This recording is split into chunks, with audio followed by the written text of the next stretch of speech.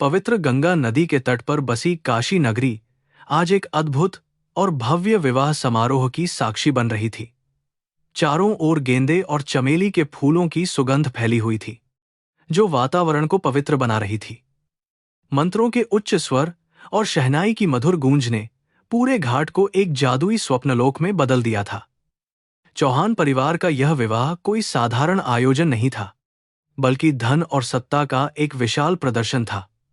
हजारों दीपकों की जगमगाहट से घाट ऐसे चमक रहा था जैसे आसमान से सारे तारे जमीन पर उतर आए हों। लाल जोड़े में सजी अनन्या मंडप में बैठी हुई थी और उसका हृदय जोर जोर से धड़क रहा था। एक साधारण मध्यम वर्गीय परिवार से आने वाली इस अनाथ लड़की ने कभी सपने में भी नहीं सोचा था कि उसका विवाह शहर के सबसे रसूखदार परिवार में होगा। भारी सोने के आभूषणों और लाल चुनरी के नीचे उसका चेहरा खुशी और घबराहट से दमक रहा था। वह बार बार अपनी आंखें बंद करके ईश्वर को धन्यवाद दे रही थी, क्योंकि उसे लग रहा था कि यह उसके अच्छे कर्मों का फल है। उसका अकेलापन अब हमेशा के लिए दूर होने वाला था। सिद्धार्थ उसके बगल में बैठा हुआ था, जो चौहान वंश का इकलौता वारिस और एक आकर्षक युवा था। जब पंडित जी ने अग्नि के चारों ओर 7 फेरे लेने का निर्देश दिया, तो सिद्धार्थ ने बहुत ही कोमलता से अनन्या का हाथ थाम लिया। उसके स्पर्श में एक ऐसी गर्माहट और सुरक्षा की भावना थी जिसने अनन्या के मन की सारी दुविधाओं को तुरंत शांत कर दिया। पवित्र अग्नि को साक्षी मानकर वे दोनों एक दूसरे के साथ जीवन भर साथ निभाने की कस्में खा रहे थे। सिद्धार्थ की आंखों में अनन्या, तुधार्थ की आंखों में अनन्या, तुधार्थ की आंखों में अनन्या के लिए गहरा सम्मान और प्रेम साफ दिखाई दे रहा था। मंडप से कुछ दूरी पर शाही कुर्सी पर सावित्री देवी बैठी हुई थीं, जो चौहान परिवार की मालकिन थीं। उनके चेहरे पर कठोर और ठंडी मुस्कान थी, जो उनके अहंकार को दर्शाती थी। उन्होंने रेशमी साड़ी और बेशकीमती हीरे के जेवर पहने हुए थे, जो उनकी अपार संपत्ति की गवाही दे रहे थे।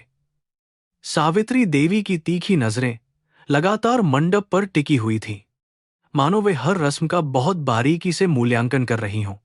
उनके लिए यह विवाह सिर्फ एक सामाजिक समझौता था, जिसमें भावनाओं या सच्चे प्रेम का कोई भी स्थान नहीं था।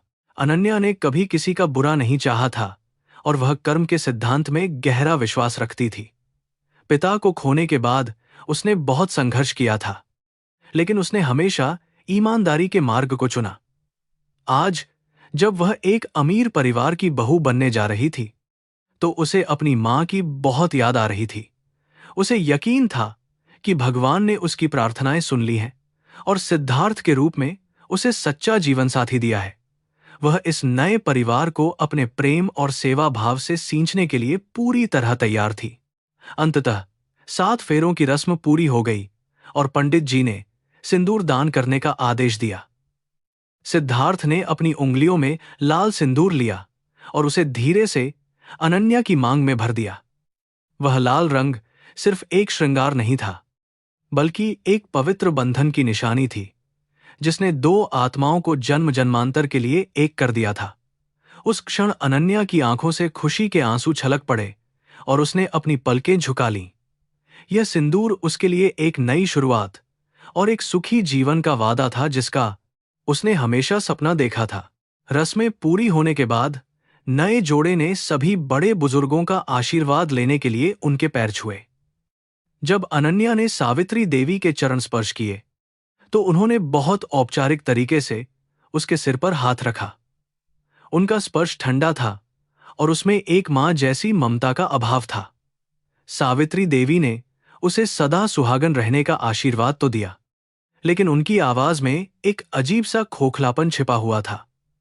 अनन्या ने उस ठंडक को महसूस किया, लेकिन अपनी अपार खुशी के कारण उसने इस बात को नजरअंदाज कर दिया और अगले मेहमान की तरफ आगे बढ़ गई। विदाई का समय आ गया था और घाट पर खड़े होकर अनन्या ने गंगा मैया को अंतिम बार हाथ जोड़कर प्रणाम किया। नदी की शांत लहरें मानो उसे नए जीवन के लिए अपना आशीर्वाद दे रही थीं। उसने अपने अतीत की सभी दुखद यादों को वहीं किनारे छोड़ दिया और एक स्वर्णिम भविष्य की ओर कदम बढ़ाया। सिद्धार्थ ने उसे सहारा दिया और वे दोनों एक सजी हुई कार में बैठ गए। कार धीरे धीरे उस घाट से दूर होने लगी और शहर की चमचमाती सड़कों की ओर बढ़ने लगी, जहां चौहान परिवार की विशाल हवेली उनका इंतजार कर रही थी। कार के अंदर एक गहरी खामोशी थी, लेकिन यह एक सुकून भरी खामोशी थी जिसमें दोनों एक दूसरे की मौजूदगी का आनंद ले रहे थे। सिद्धार्थ ने अचानक चुप्पी तोड़ी और अपना हाथ बढ़ाकर अनन्या के हाथों को अपने हाथों में ले लिया।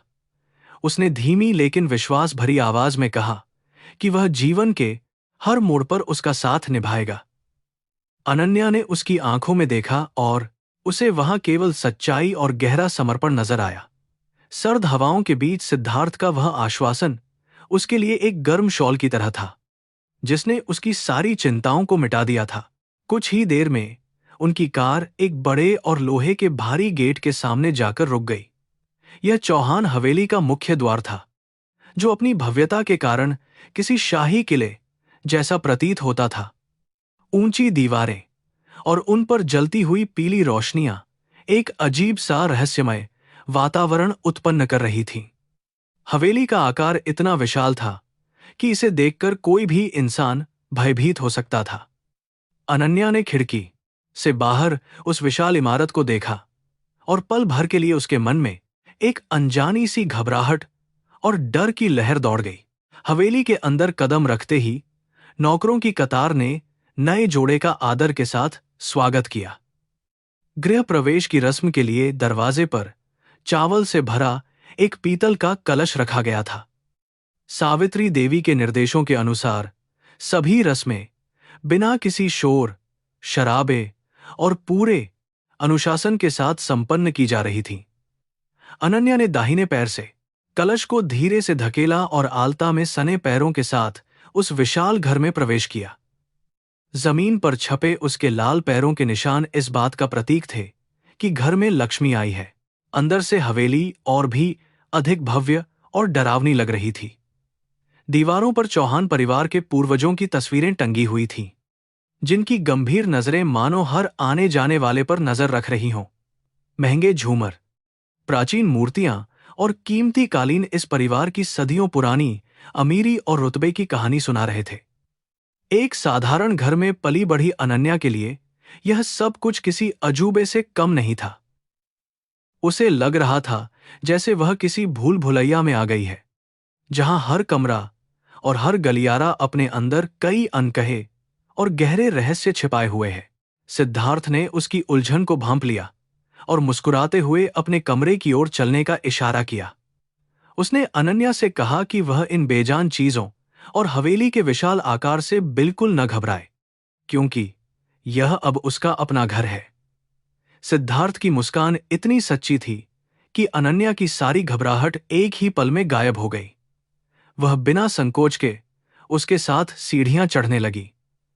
हवेली की लंबी सीढ़ियां मानो उसे एक नए और अनजान सफर की ओर ले जा रही थीं, जिसके अंजाम से वह अभी पूरी तरह से बेखबर और अनजान थी। उनका कमरा हवेली की दूसरी मंजिल पर था, जिसे ताजे लाल गुलाबों और मोगरे के फूलों से खूबसूरती से सजाया गया था। कमरे में जलती मोमबत्तियों की रोशनी एक बेहद रोमांटिक और सुखद माहौल बना रही थी।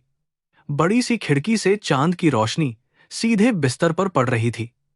अनन्या जब कमरे के बीचों बीच खड़ी हुई तो उसे महसूस हुआ कि उसकी जिंदगी का सबसे खूबसूरत अध्याय अब शुरू हो चुका है। उसे अपनी किस्मत पर गर्व हो रहा था कि इतने अच्छे संस्कार वाले अमीर परिवार में उसे बहू बनने का यह शुभ अवसर प्राप्त हुआ है। सिद्धार्थ ने कमरे का दरवाजा धीरे से बंद किया और अनन्या के करीब आकर खड़ा हो गया। उसने बहुत प्यार से अनन्या का माथा चूमा और एक बार फिर उसे हमेशा खुश रखने का वादा किया। सिद्धार्थ ने कहा कि इस बड़ी हवेली में शायद उसे कुछ नियम और कानून सख्त लगे, लेकिन वह हमेशा ढाल बनकर उसकी रक्षा करेगा। अनन्या ने उसकी बातों को सुनकर एक गहरी और संतुष्ट सांस ली। उसे अपनी पसंद और भगवान के फैसले पर पूरा भरोसा था। वह नहीं जानती थी कि इस शांत और सुंदर रात के पीछे कितना भयानक तूफान छिपा हुआ है। रात गहरी हो चुकी थी और हवेली के बाकी सभी लोग गहरी नींद में सो चुके थे। खिड़की के बाहर हवा के झोंकों से पेड़ों की पत्तियां एक अजीब सी सरसराहट की आवाज पैदा कर रही थीं। अनन्या सिद्धार्थ की बाहों में सुरक्षित महसूस करते हुए मीठी नींद के आगोश में जा चुकी थी। उसके चेहरे पर एक निर्दोष और सुकून भरी मुस्कान थी, जो उसके पवित्र मन का आईना थी। यह उसके सुखी वैवाहिक जीवन की पहली रात थी, लेकिन यह उस भयानक धोखे की भी शुरुआत थी जो जल्द ही उसकी पूरी दुनिया को तहस नहस करने वाला था। अगली सुबह जब सूर्य की पहली किरण ने खिड़कियों को छुआ तो अनन्या की आंखें खुलीं। वह तुरंत उठी और देखा कि सिद्धार्थ अभी गहरी नींद में सो रहा था। नई दुल्हन के रूप में उसके मन में कई जिम्मेदारियों का एहसास था। उसने जल्दी स्नान किया और एक सुंदर लाल रंग की रेशमी साड़ी पहन ली। बालों में गजरा और मांग में सिंदूर सजाकर वह चौहान परिवार की बहू के रूप में तैयार हो गई। उसे पता था कि आज उसे अपनी सास सावित्री देवी का दिल जीतने के लिए रसोई में अपनी पहली रस्म पूरी करनी है। वह दबे पांव सीढ़ियों से नीचे उतरी ताकि किसी की नींद न टूटे। हवेली का सन्नाटा सुबह के समय और भी गहरा लग रहा था। रसोई घर इतना बड़ा था कि वहां एक साथ 50 लोगों का खाना आसानी से बन सकता था। मुख्य रसोइया वहां पहले से मौजूद था और उसने नई बहू को देखकर आदर से सिर झुकाया। अनन्या ने भगवान को याद किया और मीठे में खीर बनाने का फैसला किया। वह पूरी लगन से दूध और चावल पकाने लगी। उसे उम्मीद थी कि उसके हाथों की यह मिठास इस परिवार के सदस्यों के दिलों में जगह बनाएगी। कुछ घंटों बाद डाइनिंग टेबल पर नाश्ते के लिए सभी सदस्य इकट्ठा हुए।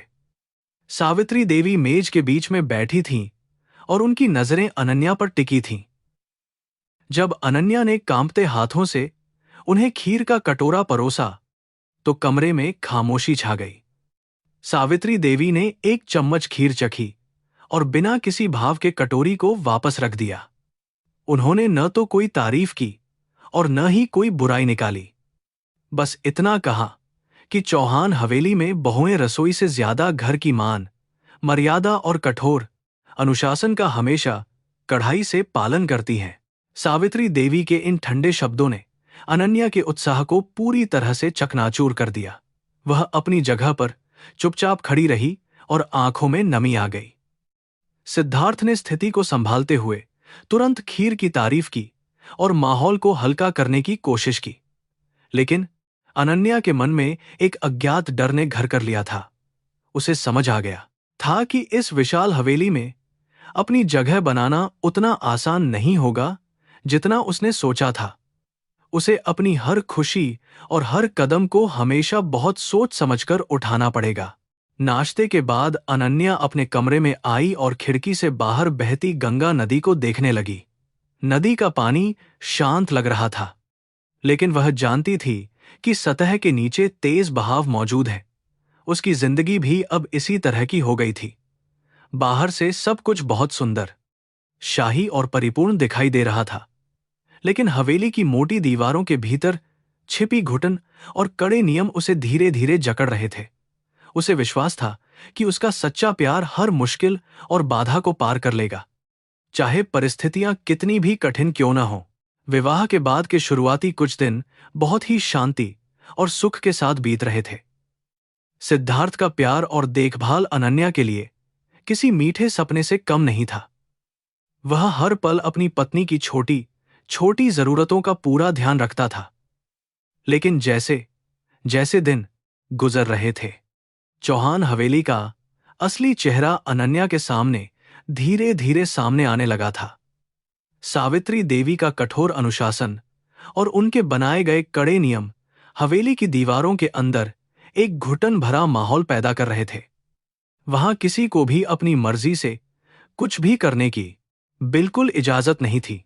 हवेली के नौकरों से लेकर परिवार के अन्य सदस्यों तक हर कोई सावित्री देवी के एक इशारे पर कठपुतलियों की तरह नाचता था। घर में जोर से हंसना या बिना अनुमति के बाहर जाना एक बहुत बड़ा अपराध माना जाता था। अनन्या, जो हमेशा से एक आजाद और खुले विचारों वाली लड़की रही थी। इस पिंजरे में खुद को बहुत असहाय और घुटन महसूस करने लगी थी। उसके लिए यह समझना बहुत मुश्किल हो रहा था कि इतने अमीर और संपन्न परिवार के लोग प्यार और संवेदनाओं के बिना एक मशीन की तरह अपनी जिंदगी कैसे जी सकते हैं। सिद्धार्थ दिन के समय अपने पारिवारिक व्यापार को संभालने के लिए दफ्तर चला जाता था और शाम को ही वापस लौटता था। इस दौरान अनन्या उस विशाल हवेली में बिल्कुल अकेली रह जाती थी। उसकी सास सावित्री देवी उससे ज्यादा बातचीत नहीं करती थीं और उनका व्यवहार हमेशा बहुत रूखा रहता था। उनका मानना था कि बहू को केवल घर के कामों और पूजा पाठ तक ही सीमित रहना चाहिए। अनन्या अपना ज्यादातर समय रामायण या गीता पढ़ने में बिताती थी, लेकिन उसके मन के किसी कोने में एक अनजानी सी बेचैनी लगातार घर करती जा रही थी। विवाह का 5वां दिन आ गया था और घर में कोई विशेष पूजा या अनुष्ठान नहीं था। सिद्धार्थ भी किसी जरूरी मीटिंग के लिए शहर से बाहर गया हुआ था और रात तक लौटने वाला था। अनन्या ने सोचा कि खाली बैठने से अच्छा है कि वह हवेली के उन हिस्सों को देखे जहां वह अब तक नहीं गई थी। हवेली की तीसरी मंजिल पर एक पुराना पुस्तकालय और सिद्धार्थ का पुराना अध्ययन कक्ष था, जहां अब कोई नहीं जाता था। अनन्या ने उस पुराने कमरे को साफ करने और उसे फिर से व्यवस्थित करने का एक पक्का मन बना लिया। जब अनन्या ने उस पुराने अध्ययन कक्ष का दरवाजा खोला तो अंदर से धूल और पुरानी किताबों की एक अजीब सी महक आई। कमरे में चारों ओर मकड़ी के जाले लगे हुए थे और ऐसा लग रहा था जैसे सालों से यहां किसी ने कदम भी नहीं रखा हो। भारी लकड़ी की अलमारियों में कई प्राचीन और मूल्यवान किताबें रखी हुई थीं। अनन्या ने एक कपड़ा लिया और किताबों पर जमी धूल को धीरे धीरे साफ करना शुरू कर दिया।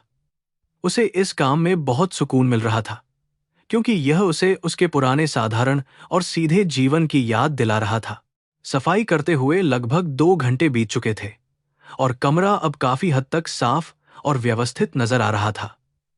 तभी अनन्या की नजर कमरे के एक अंधेरे कोने में रखे एक पुराने और भारी मेज पर पड़ी। वह मेज सागौन की लकड़ी का बना हुआ था और उस पर सुंदर नक्काशी की गई थी। जब वह मेज की दराजों को साफ कर रही थी तो उसने देखा कि सबसे नीचे वाली दराज थोड़ी अटकी हुई थी। उसने अपनी पूरी ताकत लगाकर उस दराज को बाहर खींचा, जिसके पीछे एक बहुत ही छोटा सा गुप्त खाना बना हुआ था। उस गुप्त खाने के अंदर एक छोटा सा पुराना लकड़ी का बक्सा रखा हुआ था, जिस पर पीतल की नक्काशी की गई थी। बक्से को देखकर ऐसा लग रहा था कि इसे बहुत सावधानी और प्यार से वहां छुपाया गया था। अनन्या के मन में उस बक्से को लेकर एक तीव्र उत्सुकता जाग उठी। उसने उस बक्से को अपने हाथों में लिया और उस पर जमी सालों पुरानी धूल को अपनी साड़ी के पल्लू से धीरे से पोंछा। बक्से पर कोई ताला नहीं लगा था, केवल एक छोटा सा कुंडा था जिसे आसानी से खोला जा सकता था। अनन्या ने एक गहरी सांस ली और कांपते हुए हाथों से उस बक्से का ढक्कन खोल दिया। बक्से के अंदर का दृश्य देखकर उसकी आंखें आश्चर्य से पूरी तरह फैल गईं। उसके अंदर कुछ बहुत ही पुरानी और सूखी हुई गुलाब की पंखुड़ियां रखी हुई थीं, जो अब अपना रंग पूरी तरह खो चुकी थीं। उन पंखुड़ियों के नीचे कागज के कुछ मुड़े हुए टुकड़े थे जो किसी खत जैसे लग रहे थे। इसके साथ ही वहां चांदी की एक सस्ती और बहुत ही साधारण सी पायल भी रखी हुई थी, जो चौहान परिवार के रुतबे से बिल्कुल मेल नहीं खाती थी। वह पायल किसी गरीब या निम्न वर्ग की महिला की लग रही थी, क्योंकि इसके घुंघरू भी बहुत सस्ते और काले पड़ चुके थे। अनन्या का दिल जोर जोर से धड़कने लगा। सिद्धार्थ के कमरे में ऐसी सस्ती पायल और इन पुराने खतों का क्या मतलब हो सकता था? उसने डरते डरते उन मुड़े हुए कागजों को खोला। खत की लिखावट बहुत ही कच्ची और टूटी फूटी थी, जो यह साफ दर्शा रही थी कि लिखने वाला व्यक्ति ज्यादा पढ़ा लिखा नहीं था। कागज पर कई जगह पानी के दाग थे, जो शायद खत लिखते समय गिरे हुए आंसुओं के गहरे निशान थे। अनन्या ने पहला खत पढ़ना शुरू किया, जिसमें लिखे हुए शब्द सीधे उसके दिल को चीर रहे थे। खत में लिखा था, मेरे प्यारे सिद्धार्थ, मैं जानती हूं कि हमारी दुनिया बहुत अलग है। तुम एक बड़े महल के राजकुमार हो और मैं एक अछूत और गरीब लड़की हूं, लेकिन मेरा प्यार तुम्हारे लिए पूरी तरह सच्चा है। क्या तुम्हारी माँ हमारे इस पवित्र रिश्ते को कभी भी स्वीकार कर पाएंगी? मुझे बहुत डर लगता है कि कहीं वे मुझे तुमसे हमेशा के लिए दूर न कर दें। ये खत नंदिनी नाम की किसी लड़की ने लिखा था। नंदिनी का नाम पढ़ते ही अनन्या के पैरों तले से जमीन खिसक गई। उसे ऐसा लगा जैसे किसी ने उसके सिर पर एक बहुत भारी पत्थर मार दिया हो। वह अवाक और सुन्न होकर वहीं जमीन पर बैठ गई। सिद्धार्थ, जिसे वह एक आदर्श पति और देवता मानती थी, का अतीत इतना गहरा और रहस्यमय हो सकता है, यह उसने कभी सपने में भी नहीं सोचा था। क्या सिद्धार्थ ने शादी से पहले उससे यह इतना बड़ा सच जानबूझकर छिपाया था? क्या वह आज भी उस अछूत लड़की नंदिनी से प्यार करता है? ये सवाल उसके दिमाग में गूंज रहे थे। उसने कांपते हाथों से दूसरा खत खोला, जो पहले खत से भी ज्यादा दर्दनाक और रुला देने वाला था। इस खत में नंदिनी ने लिखा था कि सावित्री देवी को उनके इस रिश्ते के बारे में पता चल गया है और वे उसे जान से मारने की धमकियां दे रही हैं। नंदिनी ने सिद्धार्थ से उसे बचाने और कहीं बहुत दूर ले जाने की मार्मिक गुहार लगाई थी। खत के हर शब्द से उस बेचारी लड़की का डर, उसकी लाचारी और उसका अंधा प्यार साफ तौर पर छलक रहा था। अनन्या की आंखों से अब लगातार आंसू बहने लगे थे। एक ही पल में अनन्या की पूरी दुनिया और उसके सुखी वैवाहिक जीवन के सभी सपने बुरी तरह से टूटकर बिखर गए थे। 7 फेरों का वह पवित्र बंधन, वह सिंदूर और वे कस्में, सब कुछ अब उसे एक बहुत बड़ा झूठ और धोखा लगने लगा था। वह उस चांदी की सस्ती पायल को अपने हाथों में लेकर फूट फूट कर रोने लगी। उसे उस अनजान लड़की नंदिनी के लिए अपने दिल में एक बहुत गहरी सहानुभूति और दर्द महसूस हो रहा था, जो केवल अपने निचले वर्ग और गरीबी के कारण इस बेरहम समाज का शिकार बन गई थी। चौहान परिवार का झूठा सम्मान और उनकी तथाकथित महानता की सच्चाई अब अनन्या के सामने पूरी तरह नंगी हो चुकी थी। सावित्री देवी का वह घमंड और उनका कठोर चेहरा अब अनन्या को एक क्रूर दानव जैसा प्रतीत हो रहा था।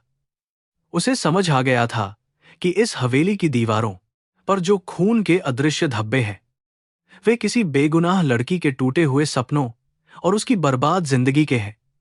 एक औरत होने के नाते वह दूसरी औरत के इस असहनीय दर्द और पीड़ा को बहुत गहराई से महसूस कर पा रही थी। अब सबसे बड़ा सवाल यह था कि नंदिनी इस समय कहाँ है? क्या वह अभी भी जिंदा है, या सावित्री देवी के खौफनाक गुस्से और ताकत ने उसे हमेशा के लिए खत्म कर दिया है? अनन्या का दिल बेचैनी से तड़प रहा था।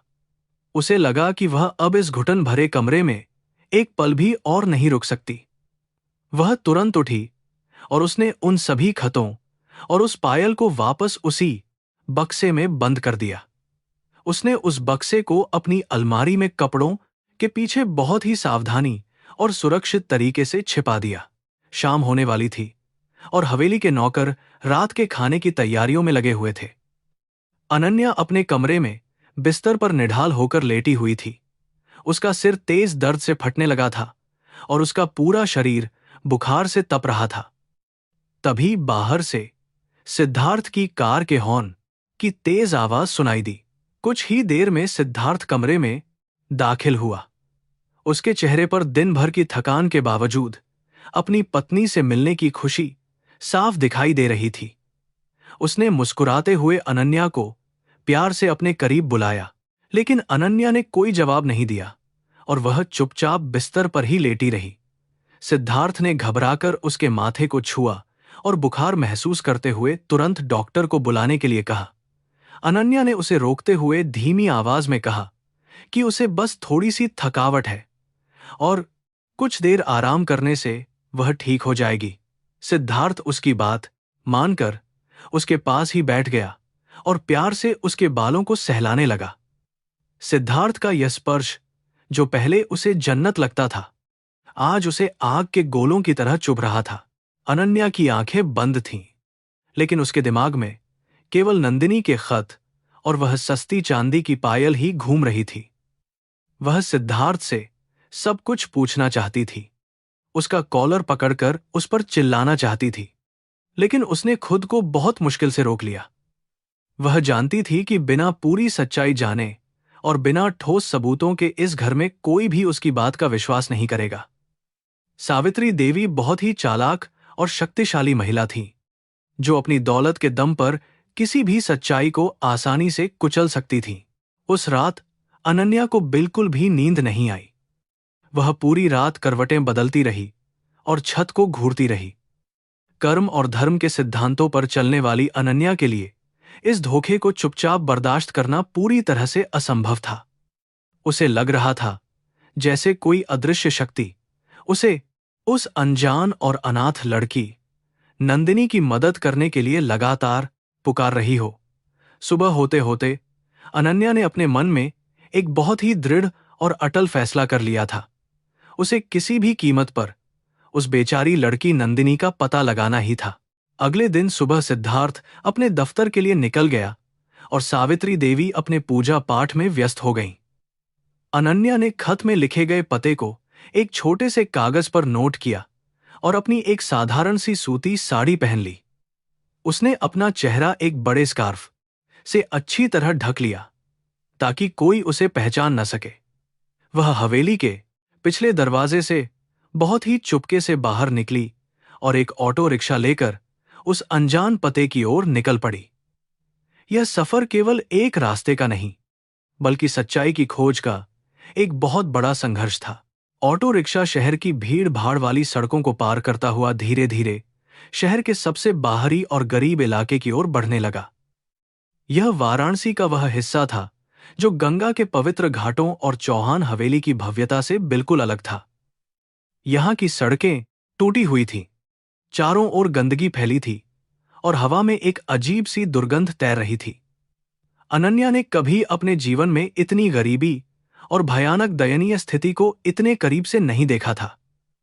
यह दृश्य उसके हृदय को गहराई से झकझोर रहा था और उसकी आंखों में आंसू ला रहा था। थोड़ी देर बाद ऑटो एक जर्जर और बहुत ही पुरानी इमारत के सामने जाकर रुक गया। इस इमारत के बाहर एक बोर्ड लगा था जिस पर नगर निगम खैराती अस्पताल लिखा हुआ था। इमारत की हालत इतनी खराब थी कि लग रहा था जैसे यह किसी भी वक्त ढह सकती है। चारों ओर बीमार और लाचार लोगों की भीड़ लगी हुई थी, जो अपने इलाज के लिए अपनी बारी का इंतजार कर रहे थे।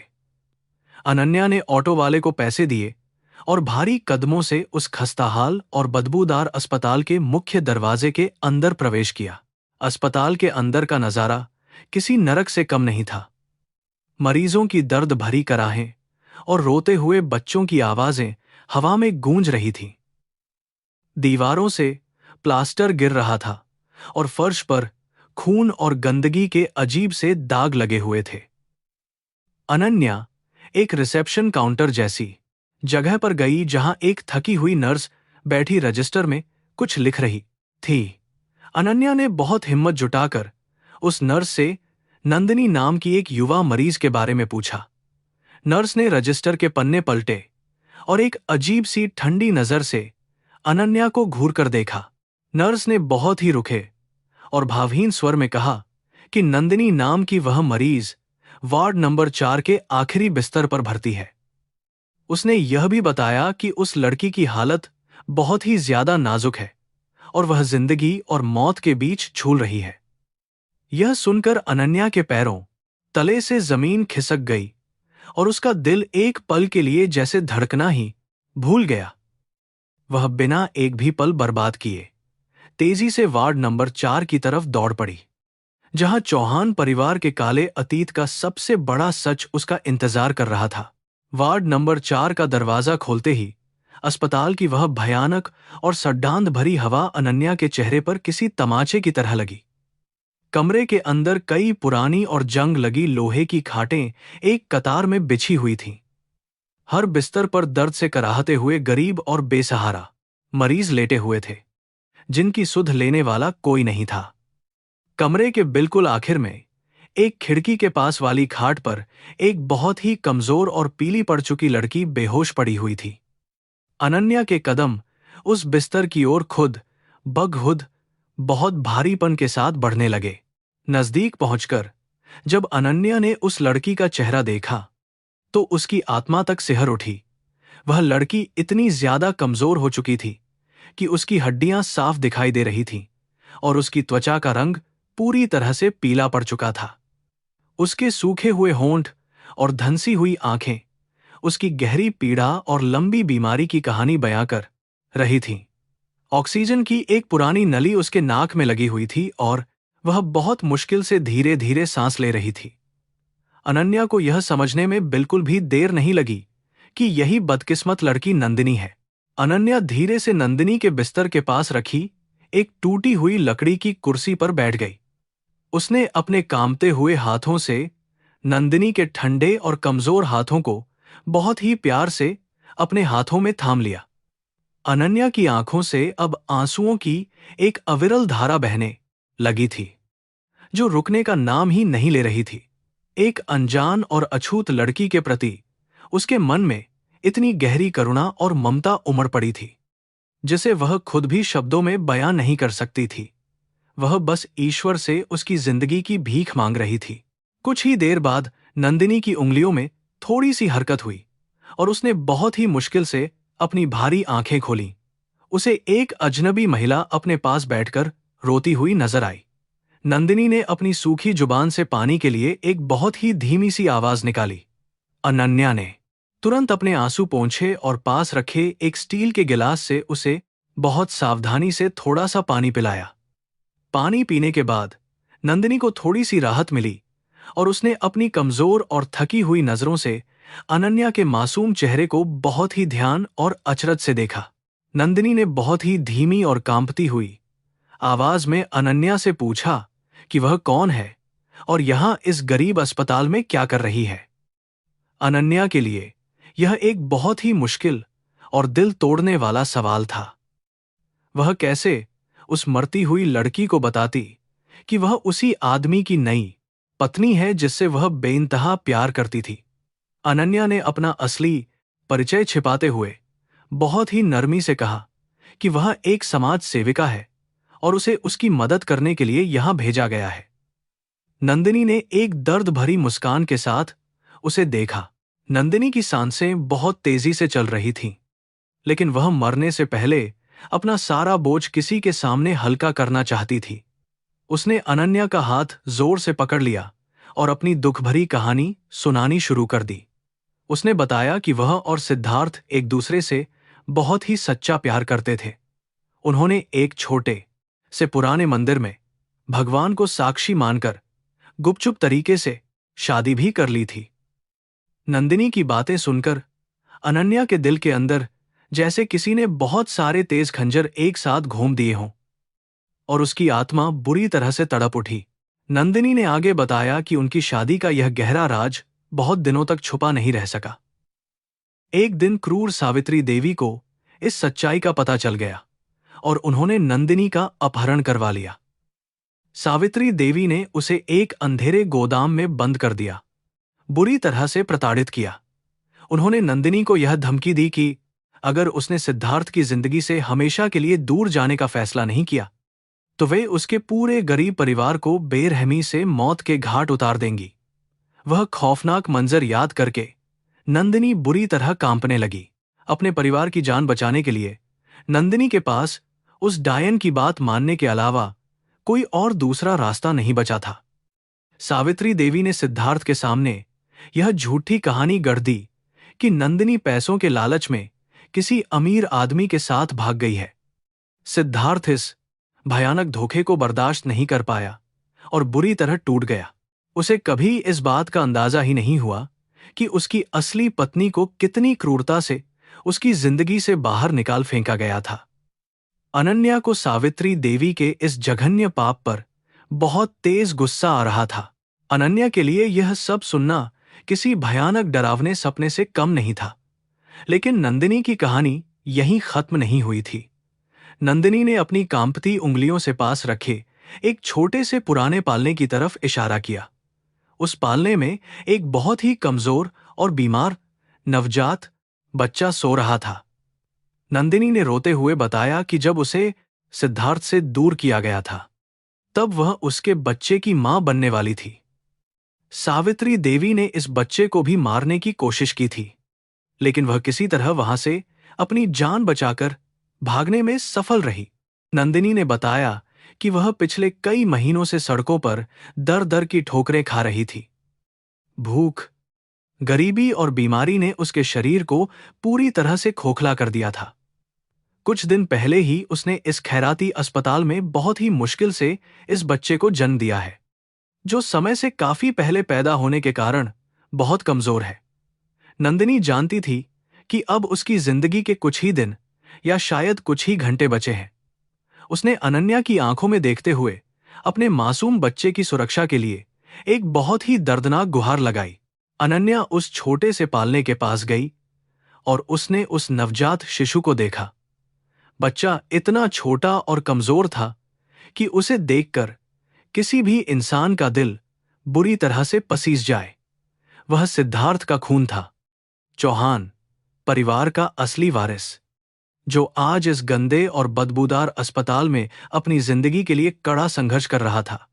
अनन्या ने उस बच्चे के माथे को धीरे से चूमा और उसने अपने मन में यह पक्का फैसला कर लिया कि वह इस मासूम को उस पापी चौहान परिवार के साये से हमेशा के लिए दूर और सुरक्षित रखेगी। अचानक नंदिनी की तबीयत बहुत तेजी से बिगड़ने लगी। उसे सांस लेने में बहुत ज्यादा तकलीफ होने लगी और उसकी मशीन जोर जोर से आवाज करने लगी। अनन्या ने घबराकर तुरंत डॉक्टरों और नर्सों को मदद के लिए जोर जोर से पुकारना शुरू कर दिया। एक डॉक्टर भागता हुआ आया और उसने नंदिनी की जांच की। डॉक्टर के चेहरे पर पूरी तरह से निराशा के भाव थे। उसने अनन्या को बताया कि मरीज की हालत बहुत ज्यादा नाजुक हो चुकी है और अब वह शायद कुछ ही पलों की मेहमान है। यह सुनकर अनन्या का दिल एक गहरी निराशा में डूब गया। नंदिनी ने अपनी आखिरी ताकत जुटाकर अनन्या का हाथ पकड़ा। उसकी आंखों में अब मौत का खौफ नहीं, बल्कि अपने बच्चे के भविष्य को लेकर एक गहरी चिंता दिखाई दे रही थी। उसने रोते हुए अनन्या से वचन मांगा कि वह उसके मरने के बाद इस अनाथ बच्चे को किसी अनाथालय में नहीं छोड़ेगी।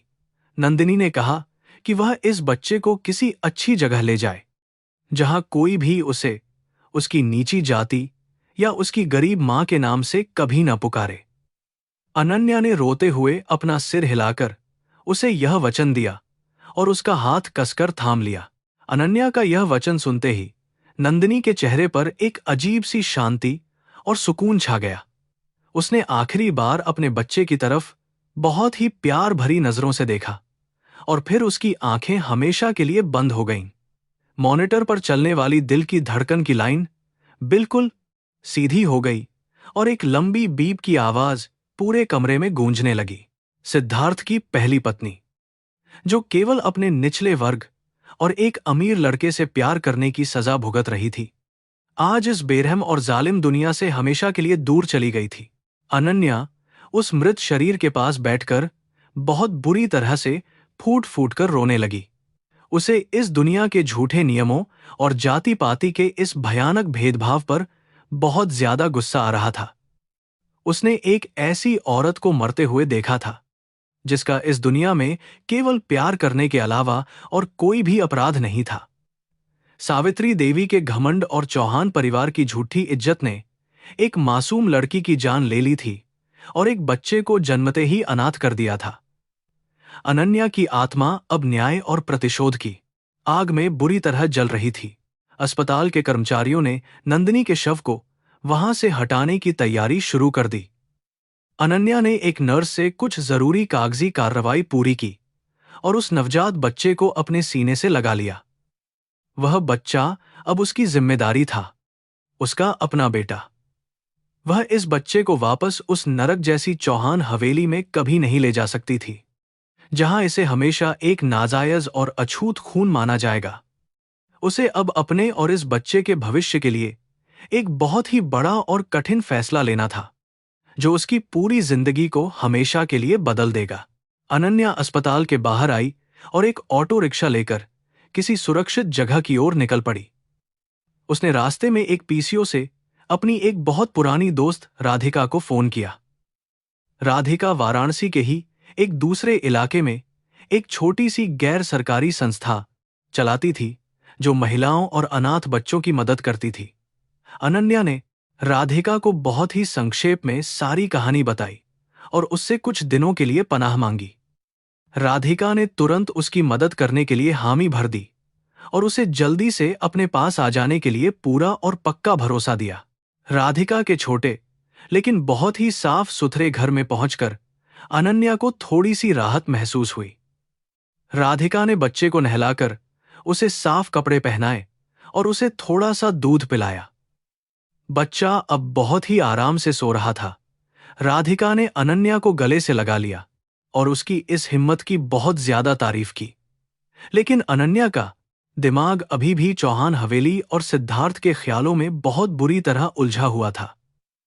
उसे यह तय करना था कि वह सिद्धार्थ को यह सारा सच कैसे बताएगी और इस खौफनाक जाल से कैसे बाहर निकलेगी। अनन्या जानती थी कि अगर उसने सीधा जाकर सावित्री देवी पर कोई भी इल्जाम लगाया तो वह बहुत ही चालाकी से सब कुछ नकार देंगी और उल्टे अनन्या को ही पागल साबित कर देंगी। उसे सिद्धार्थ की आंखों से वह पट्टी हटानी होगी जो उसकी मां ने बहुत ही शातिर तरीके से बांधी हुई है। कर्म और धर्म का सिद्धांत यही कहता है कि पाप का घड़ा एक नसन करने है, एक दिन जरूर फूटता है। अनन्या को बस उस घड़े को तोड़ने के लिए सही समय और सही तरीके का इंतजार करना था। उसका दिमाग अब तेजी से काम कर रहा था। रात भर अनन्या उसी कमरे में जागती रही जहां वह छोटा बच्चा सो रहा था। उसने तय किया कि वह इस बच्चे का नाम कर्म रखेगी, क्योंकि यही बच्चा सावित्री देवी के बुरे कर्मों का जीता जागता सबूत और उनके विनाश का असली कारण बनेगा। कल सुबह उसे वापस उस चौहान हवेली में जाना था, लेकिन एक नई नवेली और डरी हुई दुल्हन के रूप में नहीं, बल्कि एक ऐसी मजबूत औरत के रूप में जो अपने हक और सच्चाई के लिए किसी से भी टकराने को तैयार है। उसके अंदर का डर अब पूरी तरह से खत्म और भस्म हो चुका था। अगले दिन सुबह सुबह अनन्या ने राधिका को बच्चे का ध्यान रखने की बहुत सख्त हिदायत दी और वह वापस चौहान हवेली की तरफ लौट पड़ी। जब वह हवेली के विशाल लोहे के गेट के पास पहुंची तो उसका दिल फिर से जोर जोर से धड़कने लगा। लेकिन इस बार यह धड़कन किसी डर की वजह से नहीं, बल्कि उस तूफान के आने की निशानी थी जो बहुत जल्द इस पूरी हवेली को तहस नहस करने वाला था। उसने अपने चेहरे पर एक बहुत ही ठंडी और कठोर मुस्कान ला दी। वह अंदर घुसी और सीधे अपने बड़े और आलीशान कमरे की तरफ चली गई। कमरे में सिद्धार्थ बहुत ही बेचैनी से उसका इंतजार कर रहा था। पूरी रात घर से गायब रहने के कारण वह बहुत ज्यादा परेशान और डरा हुआ था। अनन्या को देखते ही वह उसकी तरफ दौड़ा और उसे जोर से गले लगा लिया। उसने अनन्या से पूछा कि वह बिना बताए कहाँ चली गई थी और उसने पूरी रात कहाँ बिताई। सिद्धार्थ की आंखों में अनन्या के लिए बहुत ही सच्चा प्यार और फिक्र साफ दिखाई दे रही थी। लेकिन अनन्या के दिल में अब सिद्धार्थ के लिए वह पहले जैसी जगह नहीं बची थी, क्योंकि वह अब सच जान चुकी थी। अनन्या ने सिद्धार्थ को बहुत ही धीरे से खुद से अलग किया और एक झूठी लेकिन बहुत ही ठोस कहानी बना दी। उसने कहा कि उसकी एक दूर की मौसी की अचानक तबीयत बहुत ज्यादा खराब हो गई थी और वह जल्दी में उन्हें देखने के लिए एक छोटे से अस्पताल चली गई थी जहां मोबाइल का नेटवर्क नहीं था और वह किसी को फोन भी नहीं कर पाई। सिद्धार्थ ने उसकी बात पर बहुत ही आसानी से विश्वास कर लिया और भगवान का शुक्रिया अदा किया कि वह पूरी तरह से सुरक्षित है। वह नहीं जानता था कि अनन्या अब बदल चुकी है। सिद्धार्थ अपने दफ्तर के काम में लग गया और सावित्री देवी फिर से अपने पुराने कठोर रवैये में आ गईं। उन्होंने अनन्या को रात भर बाहर रहने के लिए बहुत बुरा भला कहा और घर के कड़े नियमों की याद दिलाई। अनन्या ने इस बार बिना अपना सिर झुकाए उनकी सारी बातें बहुत ही शांति से सुनी। उसे अंदर ही अंदर सावित्री देवी के इस घमंड पर बहुत हंसी आ रही थी जो बहुत जल्द मिट्टी में मिलने वाला था। वह अब एक ऐसी शतरंज की बिसात बिछा रही थी जिसमें सावित्री देवी को अपनी हार का अंदाजा तक नहीं लगेगा। दिन इसी तरह बीतते गए और विवाह के 10वें दिन का वह समय धीरे धीरे करीब आने लगा, जब चौहान हवेली में एक बहुत बड़ी दावत होने वाली थी। इस दावत में शहर के सभी बड़े रईस और इज्जतदार लोग शामिल होने वाले थे।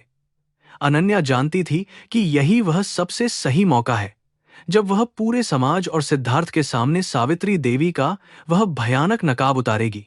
वह अपनी इस योजना को पूरी तरह से सफल बनाने के लिए हर मुमकिन तैयारी कर रही थी। अब पीछे हटने या हार मानने का कोई भी सवाल पैदा नहीं होता था। हवेली लौटने के बाद अनन्या का जीवन बाहर से सामान्य दिख रहा था, लेकिन उसके अंदर एक बड़ा तूफान चल रहा था। दिन में वह आदर्श बहू की तरह घर के काम करती और रात को अंधेरे में बैठकर रोती थी। उसे बार बार अस्पताल का वह खौफनाक कमरा याद आता था, नंदिनी का मृत चेहरा और उसकी आखिरी सांसें। अनन्या की रातों की नींद पूरी तरह से उड़ा चुकी थी। वह एक पल के लिए भी उस भयानक दृश्य को नहीं भूल पा रही थी, जो उसकी आत्मा को लगातार झकझोर रहा था। सिद्धार्थ जब भी उसके पास आता और प्यार से उसका माथा चूमता, तो अनन्या का दिल गहरे अपराधबोध से भर जाता था।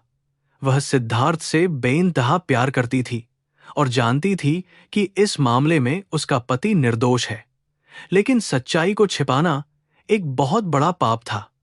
वह सोचती थी कि अगर वह चुप रही तो सिद्धार्थ हमेशा एक भ्रम की जिंदगी जिएगा और वह बच्चा कर्म कभी भी अपने असली पिता का प्यार नहीं पा सकेगा। यह धर्म संकट उसे अंदर ही अंदर दीमक की तरह बहुत बुरी तरह से खोखला कर रहा था। अनन्या को बचपन से ही हमेशा कर्म और धर्म के सच्चे रास्ते पर चलना सिखाया गया था। उसका मानना था कि किसी और की मौत पर बनाई गई खुशी कभी सच्ची नहीं हो सकती।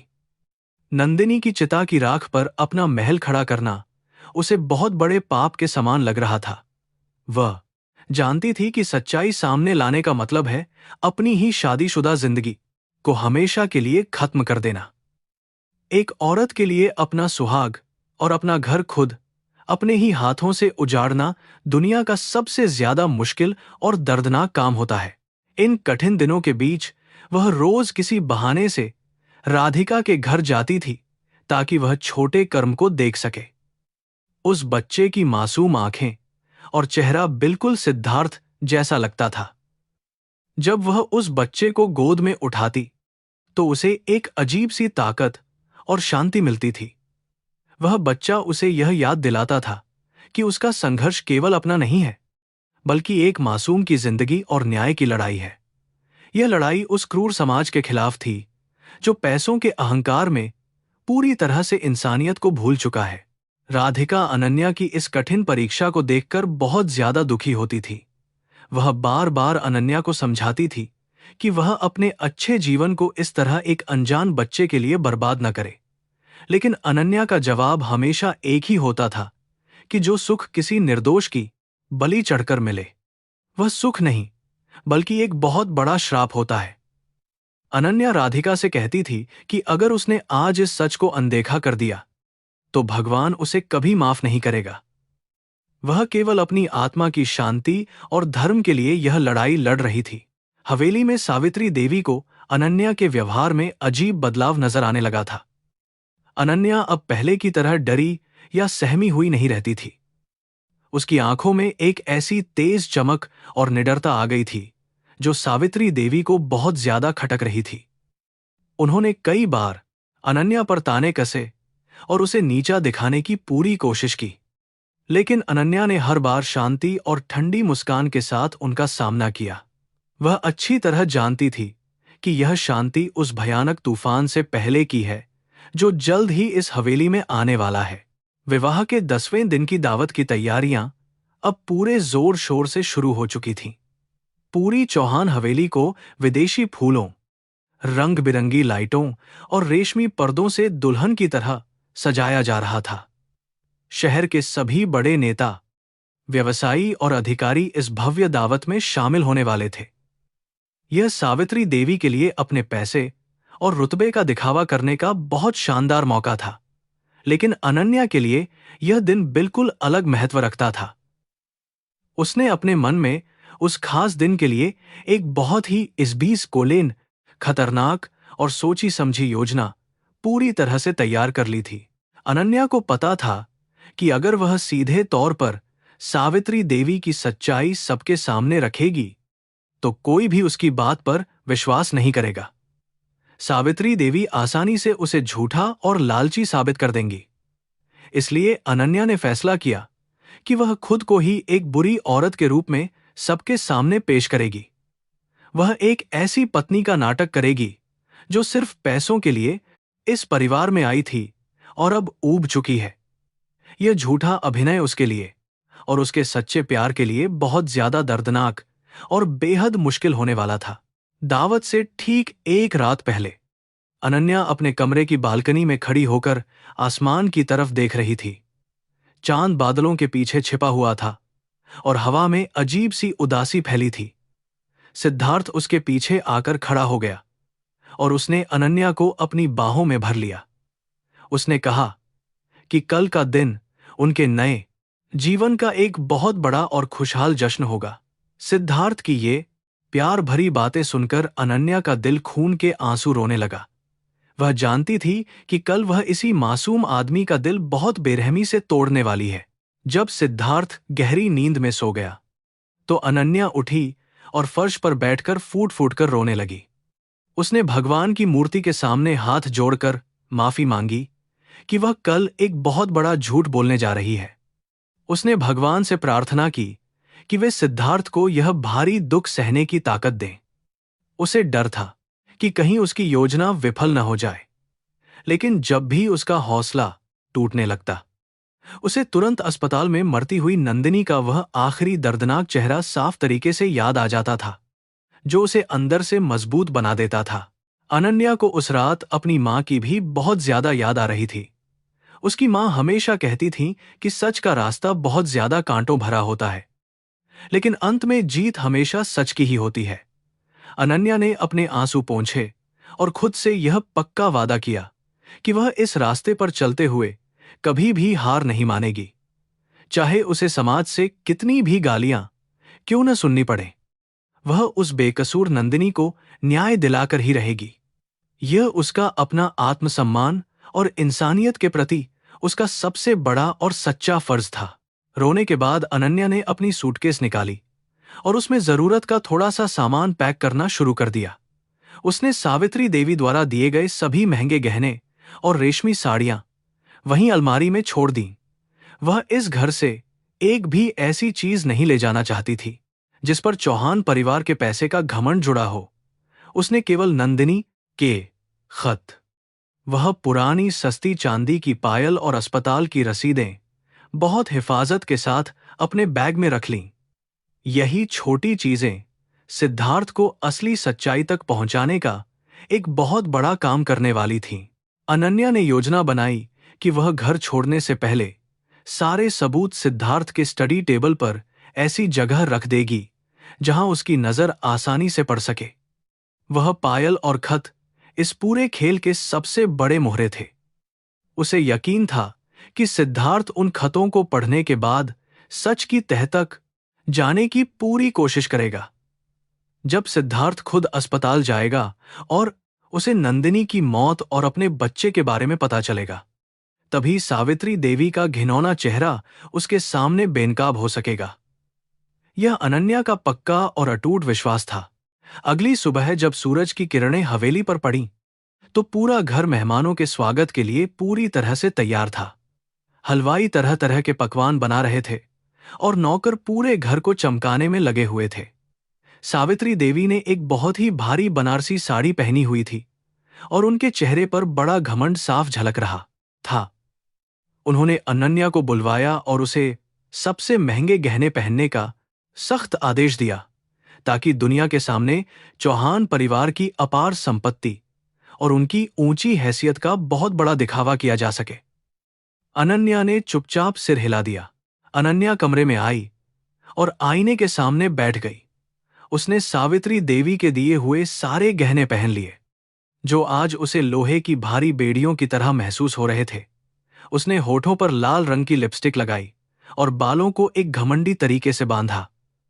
उसने जानबूझकर ऐसा रूप बनाया जो एक सीधी सादी भारतीय बहू का नहीं, बल्कि एक लालची और तेज तर्रार औरत का लगे।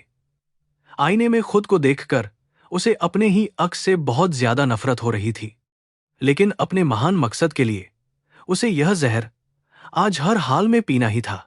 जब सिद्धार्थ कमरे में आया तो वह अनन्या का यह नया और अजीब सा रूप देखकर थोड़ा हैरान रह गया।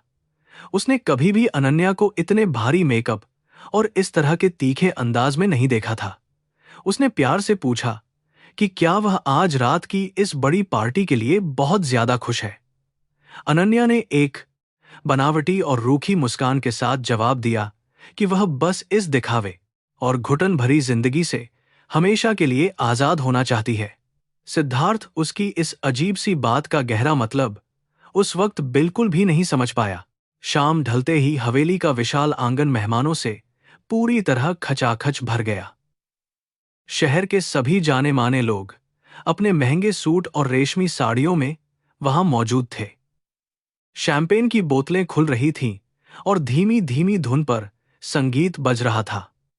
सावित्री देवी हर मेहमान का स्वागत बहुत ही चौड़े सीने और झूठी मुस्कान के साथ कर रही थीं। सिद्धार्थ मेहमानों के साथ अपनी व्यापारिक बातें करने में बहुत ज्यादा व्यस्त था। इस पूरे जश्न के बीच कोई भी यह नहीं जानता था कि बस कुछ ही पलों के बाद इस हवेली में एक बहुत भयानक धमाका होने वाला है। अनन्या अपनी बालकनी से नीचे हो रहे इस तमाशे को खामोशी से देख रही थी। उसने एक गहरी सांस ली और अपनी आंखों में एक कठोर और पत्थर जैसी भावहीनता ला दी। अब वह समय आ गया था जब उसे अपना अंतिम और सबसे बड़ा दांव चलना था। वह धीरे धीरे सीढ़ियों से नीचे उतरने लगी। उसके कदमों की आवाज जैसे हवेली के शोर को चीर रही थी। सभी मेहमानों की नजरें अचानक उस नई नवेली दुल्हन पर जाकर टिक गईं, जो आज कुछ ज्यादा ही अजीब और अलग लग रही थी। एक भयंकर युद्ध अब हमेशा के लिए शुरू होने वाला था। नीचे पहुंचकर अनन्या जानबूझकर भीड़ के बिल्कुल बीचों बीच जाकर खड़ी हो गई। उसने अपने हाथ में पकड़े हुए एक गिलास को चम्मच से जोर जोर से बजाना शुरू किया ताकि सभी लोगों का ध्यान उसकी तरफ आकर्षित हो सके। संगीत की वह धीमी आवाज अचानक से पूरी तरह बंद हो गई और पूरे हॉल में एक अजीब सा और डरावना सन्नाटा छा गया। सावित्री देवी और सिद्धार्थ बहुत ही हैरानी से अनन्या की तरफ देखने लगे। अनन्या ने अपनी नजरें सीधे सावित्री देवी की आंखों में डाली और उसके चेहरे पर एक बहुत ही घमंडी और जहरीली मुस्कान तैर गई। अनन्या जानती थी कि उसके अगले कुछ शब्द इस परिवार की सदियों पुरानी इज्जत को पूरी तरह से मिट्टी में मिला देंगे। उसे सिद्धार्थ का मासूम और हैरान चेहरा देखकर बहुत ज्यादा तकलीफ हो रही थी, लेकिन उसे कर्म और न्याय के लिए अपने दिल को पत्थर बनाना ही पड़ा। वह नंदिनी के लिए, छोटे अनाथ बच्चे कर्म के लिए और इस समाज की उन सभी बेबस लड़कियों के लिए आज एक बहुत बुरी औरत बनने जा रही थी। उसने अपना सिर ऊंचा किया और एक बहुत ही तेज, साफ और चुभने वाली आवाज में सबके सामने बोलना शुरू कर दिया। यह वह पल था जो चौहान हवेली के इतिहास में हमेशा के लिए एक बहुत काले धब्बे की तरह दर्ज होने वाला था। अनन्या ने अपने दिल के सारे डर को पूरी तरह से निकाल फेंका था। उसने समाज के खोखले नियमों और जाति पाति के इस सड़े हुए ढांचे पर बहुत जोरदार प्रहार करने की पूरी ठान ली थी। 10 दिनों का वह छोटा सा सफर आज एक बहुत बड़े और भयानक अंत की कगार पर खड़ा था। अब बस उसके होंठों से निकलने वाले कुछ ही शब्दों की देरी थी, जो एक भयानक और विनाशकारी विस्फोट करने वाले थे। पूरे हॉल में सन्नाटा पसरा हुआ था और सभी की निगाहें अनन्या पर टिकी थीं। उसने अपनी तेज और तीखी आवाज में बोलना शुरू किया, जिससे वहां मौजूद हर व्यक्ति बुरी तरह से चौंक गया। उसने कहा कि चौहान परिवार की यह भव्यता और अमीरी सिर्फ एक दिखावा है, जिसके पीछे एक बहुत ही घुटन भरी और सड़ी हुई मानसिकता छिपी हुई है। उसने सावित्री देवी की ओर उंगली उठाते हुए कहा कि वह इस जेल जैसी हवेली में एक पल भी और नहीं रह सकती। उसके शब्दों ने मेहमानों के बीच एक जोरदार हलचल मचा दी। सावित्री देवी का चेहरा गुस्से से लाल हो गया और उनकी आंखें फटी की फटी रह गईं। उन्होंने कभी सपने में भी नहीं सोचा था कि एक साधारण परिवार की लड़की उनके ही घर में, उनके ही मेहमानों के सामने उनका इतना बड़ा अपमान करने की हिम्मत करेगी। सिद्धार्थ भागता हुआ अनन्या के पास आया और उसने उसका हाथ पकड़कर उसे शांत करने की बहुत कोशिश की। उसे लग रहा था कि शायद अनन्या की तबीयत खराब है या वह किसी गहरे तनाव से गुजर रही है, लेकिन अनन्या ने बहुत ही बेरहमी से उसका हाथ झटक दिया। अनन्या ने सिद्धार्थ को बहुत ही कठोर और नफरत भरी नजरों से देखा और जोर से चिल्लाते हुए कहा कि उसे अब इस झूठे नाटक को और आगे नहीं बढ़ाना है। उसने पूरे समाज के सामने यह खौफनाक ऐलान कर दिया कि वह सिद्धार्थ से तलाक चाहती है। तलाक का शब्द सुनते ही पूरे हॉल में जैसे एक बम फट गया। शादी के केवल 10 दिन बाद ही तलाक की बात सुनकर हर कोई बुरी तरह से स्तब्ध रह गया। मेहमानों ने आपस में फुसफुसाना शुरू कर दिया और चौहान परिवार की इज्जत तार तार होने लगी। सिद्धार्थ के पैरों तले से जैसे जमीन खिसक गई और उसकी आंखों में आंसू आ गए। उसने रुंधे हुए गले से अनन्या से पूछा कि आखिर उसने ऐसा क्या गुनाह कर दिया है जिसकी उसे इतनी बड़ी और भयानक सजा मिल रही है। सिद्धार्थ ने उसे अपने सच्चे प्यार और उन 7 फेरों की कस्में याद दिलाने की बहुत कोशिश की, लेकिन अनन्या ने अपने दिल को पत्थर बना लिया था। उसने एक बहुत ही झूठी और जहरीली मुस्कान के साथ कहा कि वह सिद्धार्थ से कभी प्यार करती ही नहीं थी और यह शादी सिर्फ एक सौदा था।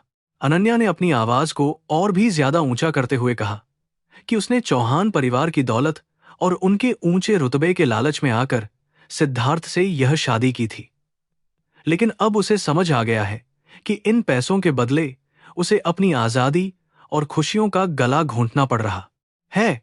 उसने यह भी झूठ बोल दिया कि उसकी जिंदगी में पहले से ही कोई और इंसान मौजूद है जिसे वह आज भी चाहती है और अब वह उसी के पास वापस जाना चाहती है। यह सुनकर सिद्धार्थ पूरी तरह से टूट गया। सावित्री देवी अब अपने गुस्से पर बिल्कुल भी काबू नहीं रख पा रही थीं। उन्होंने आगे बढ़कर अनन्या को एक जोरदार तमाचा मारने के लिए अपना हाथ उठाया, लेकिन अनन्या ने उनका हाथ बीच में ही बहुत सख्ती से पकड़ लिया। अनन्या ने कहा कि अब वह उनकी गुलाम नहीं है जो उनके अत्याचारों को चुपचाप बर्दाश्त करेगी। उसने अपनी गर्दन से वह भारी और कीमती हीरे का हार निकाला और उसे सावित्री देवी के पैरों के पास बहुत जोर से फेंक दिया। यह उस परिवार के झूठे घमंड पर सबसे बड़ा और करारा तमाचा था। एक एक करके अनन्या ने अपने हाथों की चूड़ियां, कानों के झुमके और वह महंगा मांगटीका उतारकर फर्श पर फेंकना शुरू कर दिया। गहनों के फर्श पर गिरने की आवाज उस सन्नाटे में बहुत ही भयानक और डरावनी लग रही थी। उसने सिद्धार्थ की तरफ देखते हुए कहा कि उसे इस परिवार की एक फूटी कौड़ी भी नहीं चाहिए। सिद्धार्थ वहीं जमीन पर घुटनों के बल बैठ गया और बच्चों की तरह फूट फूट कर रोने लगा। अपनी ही पत्नी के मुंह से ऐसी बातें सुनकर उसकी पूरी दुनिया जैसे पल भर में ही उजड़ गई थी। मेहमान अब खुलकर चौहान परिवार और सावित्री देवी की परवरिश पर उंगलियां उठाने लगे थे। कोई कह रहा था कि सावित्री देवी के कड़े व्यवहार ने ही इस लड़की को इतना बड़ा कदम उठाने पर मजबूर किया है, तो कोई अनन्या को एक बहुत ही चरित्रहीन और लालची अमारत बता रहा था। अनन्या को इन तालियों और गालियों से अब कोई भी फर्क नहीं पड़ रहा था। वह अपना मकसद पूरी तरह से हासिल कर चुकी थी। उसने चौहान परिवार की उस झूठी और खोखली इज्जत की धज्जियां पूरे शहर के सामने उड़ा दी थी। अनन्या ने अपनी सूटकेस मंगवाई और बिना किसी की तरफ देखे हवेली के मुख्य दरवाजे की तरफ अपने कदम बढ़ा दिए। सिद्धार्थ ने उसे रोकने के लिए उसका नाम पुकारा, लेकिन अनन्या ने पलटकर एक बार भी पीछे नहीं देखा। वह जानती थी कि अगर उसने एक बार उधार भी मुड़कर सिद्धार्थ की उन रोती हुई आंखों को देख लिया तो उसका सारा हौसला वहीं टूट जाएगा और वह कभी इस घर से बाहर नहीं निकल पाएगी। उसने अपने आंसुओं को अपनी आंखों में ही रोक लिया और एक बहुत ही कठोर चेहरा बनाए रखा। हवेली से बाहर निकलते ही ठंडी हवा के एक तेज झोंके ने अनन्या के चेहरे को छुआ लोहे का वह भारी गेट उसके पीछे बहुत जोर की आवाज के साथ हमेशा के लिए बंद हो गया। सड़क पर आकर उसने अपनी लाल रेशमी साड़ी का पल्लू अपने सिर से हटा दिया। अब वह चौहान परिवार की बहू नहीं, बल्कि एक आजाद और न्याय के लिए लड़ने वाली एक बहुत मजबूत औरत थी। उसने अपनी सूटकेस कसकर पकड़ी और एक ऑटो रिक्शा लेकर राधिका के घर की ओर उसी अंधेरी रात में हमेशा के लिए निकल पड़ी। ऑटो में बैठते ही अनन्या की हिम्मत जवाब दी गई और वह बहुत बुरी तरह से रोने लगी। उसने अपने हाथों से अपना मुंह छिपा लिया ताकि रिक्शे वाला उसकी सिसकियां न सुन सके। उसने अपना प्यार, अपना सुहाग और अपना घर हमेशा के लिए खो दिया था, लेकिन उसे इस बात का बहुत बड़ा सुकून था कि उसने सावित्री देवी के घमंड को चकनाचूर कर दिया है। अब बस सिद्धार्थ को वह सच्चाई जाननी थी जो वह उसके स्टडी टेबल पर उन पुराने खतों और पायल के रूप में बहुत ही सावधानी से छोड़ आई थी। दूसरी तरफ चौहान हवेली में दावत पूरी तरह से एक मातम में बदल चुकी थी। सभी मेहमान बिना खाना खाए ही वहां से एक एक करके लौट रहे थे। सावित्री देवी अपने सोफे पर धम्म से बैठ गईं और अपना सिर पकड़ लिया। उनकी इज्जत, उनका रुतबा और उनकी सत्ता आज एक ही झटके में पूरी तरह से राख हो चुकी थी। सिद्धार्थ अभी भी उसी जगह फर्श पर बैठा हुआ था जहां अनन्या ने अपने गहने फेंके थे। उसकी आंखों के सामने लगातार अंधेरा छा रहा था और उसे कुछ भी समझ नहीं आ रहा था। सिद्धार्थ के मन में कई तरह के भयानक सवाल हथौड़े की तरह वार कर रहे थे। क्या सच में अनन्या ने उससे केवल पैसों के लिए शादी की थी, या फिर इस अचानक आए बदलाव के पीछे कोई बहुत गहरा और डरावना राज छिपा हुआ है? सिद्धार्थ का दिल बार बार यही गवाही दे रहा था कि उसकी अनन्या इतनी ज्यादा क्रूर और लालची कभी नहीं हो सकती। उसे अनन्या की आंखों में आज भी एक अजीब सा दर्द नजर आया था, जिसे वह गुस्से और नफरत के पीछे बहुत ही चालाकी से छिपाने की कोशिश कर रही थी। हवेली के नौकर डरे और सहमे हुए एक कोने में खड़े थे। किसी की भी हिम्मत नहीं हो रही थी कि वह आगे बढ़कर सिद्धार्थ को संभाले या सावित्री देवी से कुछ कहे। सावित्री देवी ने अपने दांत पीसते हुए सिद्धार्थ से कहा कि वह उस धोखेबाज लड़की को हमेशा के लिए भूल जाए और कल ही अदालत में तलाक के कागजात तैयार करवाए। लेकिन सिद्धार्थ ने अपनी मां की बात का कोई भी जवाब नहीं दिया। वह एक मरे हुए इंसान की तरह धीरे धीरे उठा और भारी कदमों से अपने अंधेरे कमरे की ओर जाने लगा।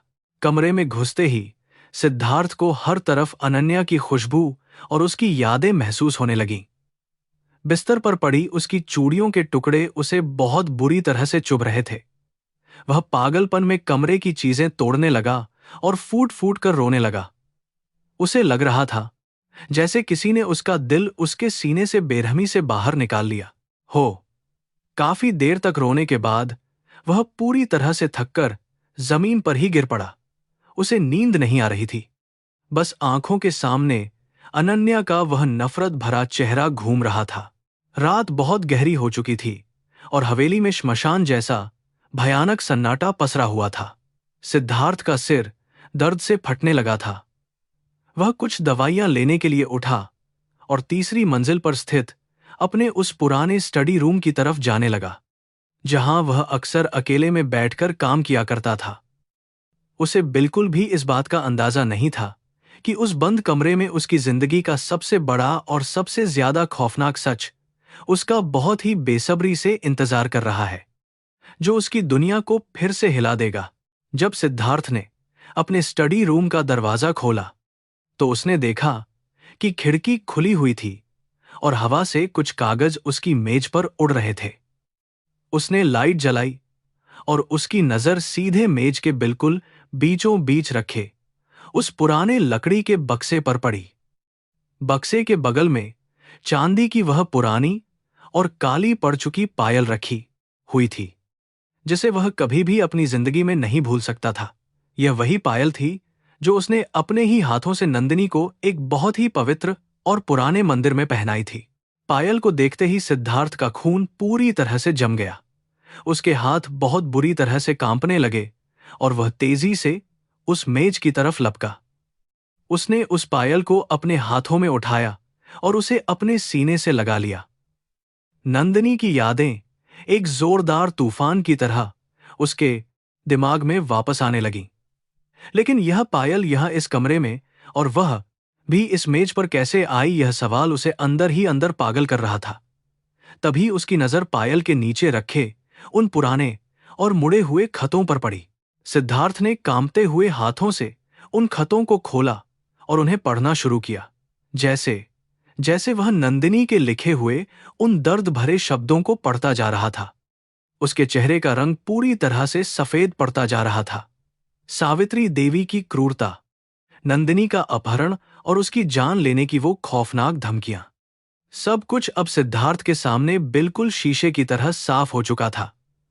उसे समझ आ गया कि उसकी मां ने उसे कितना बड़ा धोखा दिया है और उसकी सबसे प्यारी नंदिनी को कितनी बेरहमी से उससे दूर किया है।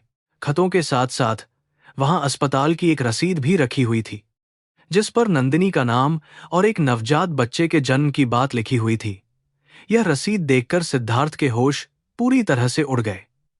उसे मालूम हो गया कि नंदिनी न केवल जिंदा थी, बल्कि वह उसके बच्चे की मां भी बनने वाली थी।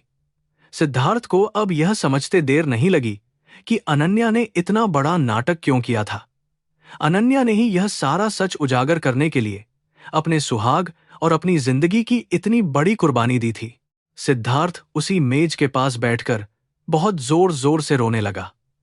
उसे अपनी मां की घिनौनी मानसिकता और अपनी ही अंधी मूर्खता पर बहुत ज्यादा शर्म आ रही थी।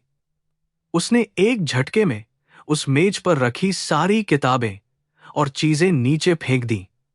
उसके अंदर अब केवल दुख नहीं, बल्कि एक बहुत ही भयानक और खूंखार ज्वाला धधक रही थी।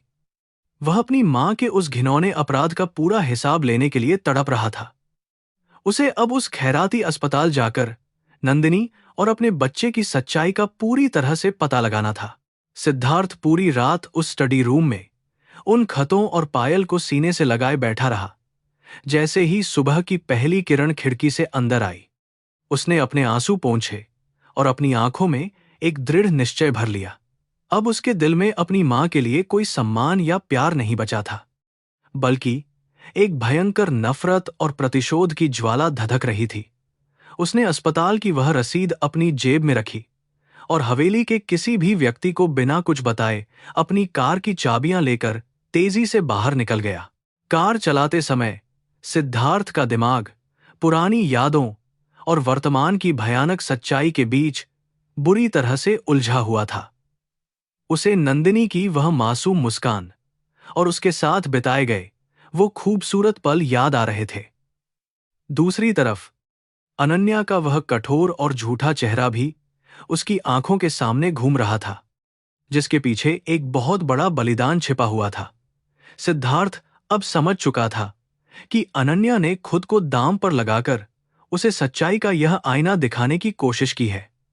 उसकी आंखें लगातार आंसुओं से धुंधली हो रही थीं। शहर की चमचमाती सड़कों को पार करते हुए उसकी कार धीरे धीरे उसी गरीब और पिछड़े इलाके में पहुंच गई, जहां कुछ दिन पहले अनन्या भी आई थी। संकरी और गंदी गलियों से गुजरते हुए सिद्धार्थ को उस भयानक गरीबी का एहसास हो रहा था, जिसमें उसकी नंदिनी ने अपने आखिरी दिन बिताए होंगे। चौहान परिवार के ऐशो आराम और इस नरक जैसी जिंदगी के बीच का अंतर सिद्धार्थ को अंदर तक चीर रहा था। उसने एक जर्जर और पुरानी सी इमारत के सामने अपनी कार रोकी, जिसके बाहर नगर निगम खैराती अस्पताल का बोर्ड लगा हुआ था। अस्पताल की खस्ताहाल इमारत और वहां का बदबूदार माहौल देखकर सिद्धार्थ का कलेजा मुंह को आ गया। उसे विश्वास ही नहीं हो रहा था कि जिस लड़की को उसने महलों की रानी बनाकर रखने का सपना देखा था, उसने ऐसी सड़ी गली और भयानक जगह पर अपनी आखिरी सांसें ली होंगी। अस्पताल के अंदर मरीजों की भीड़ और गंदगी देखकर उसका दिल बहुत जोर से रो पड़ा। वह कांपते हुए कदमों से अस्पताल के रिसेप्शन काउंटर की तरफ बढ़ा, जहां एक थकी हुई नर्स पुरानी फाइलों के बीच उलझी हुई बैठी कुछ काम कर रही थी। सिद्धार्थ ने अपनी जेब से वह पुरानी रसीद निकाली और उसे नर्स के सामने मेज पर रख दिया। उसने बहुत ही रुंधे हुए और कांपते गले से उस नर्स से नंदिनी के बारे में पूछा। नर्स ने उस रसीद को ध्यान से देखा और फिर अपनी मोटी सी रजिस्टर को पलटने लगी। कुछ पन्ने पलटने के बाद नर्स की उंगलियां एक जगह जाकर रुक गईं और उसने सिद्धार्थ की तरफ बहुत ही अजीब और ठंडी नजरों से देखा। सिद्धार्थ के दिल की धड़कनें अब इतनी तेज हो चुकी थीं कि उसे अपनी ही आवाज सुनाई दे रही थी। नर्स ने बहुत ही भावहीन आवाज में बताया कि नंदिनी नाम की उस गरीब लड़की की कुछ ही दिन पहले यहां इसी अस्पताल में मौत हो चुकी है। यह शब्द सुनते ही सिद्धार्थ के पैरों के नीचे से जैसे पूरी जमीन खिसक गई और उसका शरीर एक बेजान लकड़ी की तरह सुन्न पड़ गया। उसे लगा कि किसी ने उसके सीने में एक बहुत बड़ा और तेज चाकू घोंप दिया है। वह काउंटर को कसकर पकड़कर वहीं जमीन पर बैठ गया और उसकी आंखों से आंसुओं का एक बहुत बड़ा सैलाब अचानक से फूट पड़ा। सिद्धार्थ को अपनी किस्मत और अपने वजूद पर बहुत ज्यादा गुस्सा आ रहा था। वह उस बेचारी नंदिनी को अपनी मां के खौफनाक चंगुल से बचा नहीं पाया था। उसे याद आया कि कैसे उसकी मां ने उसे झूठी कहानी सुनाकर गुमराह किया था और वह भी उनकी बातों में कितनी आसानी से आ गया था। सावित्री देवी के इस भयानक झूठ ने न केवल नंदिनी की जान ले ली थी, बल्कि सिद्धार्थ के पूरे जीवन को भी एक जीते जागते नर्क में बदल दिया था। वह अपने आप को इस दर्दनाक मौत का जिम्मेदार मान रहा था। काफी देर तक रोने के बाद सिद्धार्थ ने किसी तरह खुद को थोड़ा सा संभाला और नर्स से पूछा कि क्या मरने से पहले नंदिनी ने किसी बच्चे को जन्म दिया था। नर्स ने हां में सिर हिलाते हुए कहा कि उसने एक बहुत ही कमजोर और समय से पहले पैदा हुए बच्चे को जन्म दिया था। सिद्धार्थ के दिल में अब एक उम्मीद की छोटी सी किरण जाग उठी। उसने तुरंत पूछा कि वह बच्चा इस समय कहां है और उसे वह मासूम बच्चा अभी इसी वक्त देखना है। उसकी आंखों में एक अजीब सी बेचैनी थी। नर्स ने उसे बताया कि जब नंदिनी आखिरी सांसें ले रही थी तब वहां एक बहुत ही अच्छी और दयालु समाज सेविका मौजूद थी।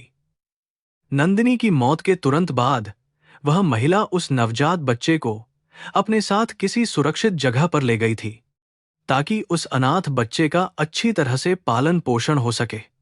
सिद्धार्थ को यह पूरी बात समझने में बिल्कुल भी समय नहीं लगा कि वह समाज सेविका और कोई नहीं बल्कि उसकी अपनी पत्नी अनन्या ही थी। यह जानकर सिद्धार्थ का दिमाग एक झटके में पूरी तरह से खुल गया। अब सिद्धार्थ के सामने पूरी तस्वीर बिल्कुल साफ हो चुकी थी। अनन्या को हवेली के पुराने कमरे में वे खत मिले होंगे और वह नंदिनी को ढूंढते हुए इस अस्पताल तक पहुंची होगी। यहां आकर उसने नंदिनी की मौत देखी होगी और उस बच्चे को अपनी गोद में ले लिया होगा। सिद्धार्थ अब समझ गया था कि अनन्या ने दावत में वह भयानक नाटक सिर्फ और सिर्फ सावित्री देवी के चंगुल से उस मासूम बच्चे और खुद को बचाने के लिए ही रचा था। वह चौहान हवेली में उस बच्चे की जान को खतरा मानती थी।